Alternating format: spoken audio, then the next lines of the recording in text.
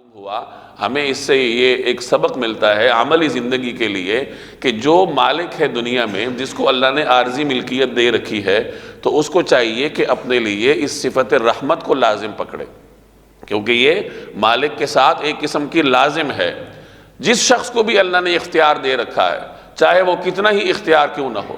تھوڑا ہو یا زیادہ ہو، اسے چاہیے کہ اپنے اندر نرمی کو پیدا کرے۔ ایک روایت میں آتا ہے رسول اللہ صلی اللہ علیہ وسلم نے حضرت عائشہ سے فرمایا کہ نرمی اختیار کرو،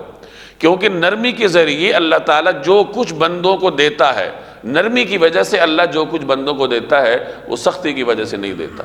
آدمی اپنے اندر نرمی کو پیدا کرے تو جو اللہ کی رحمتیں اس پر برسیں گی وہ سختی کی وجہ سے پیدا نہیں ہو سکتی۔ جناب رسول اللہ صلی اللہ علیہ وسلم کے بارے میں قرآن کریم میں ارشاد ہے فَبِمَا رَحْمَةٍ مِّنَ اللَّهِ لِنْتَ لَهُمْ، کہ اللہ کی رحمت ہے کہ آپ ان کے لیے نرم ہیں،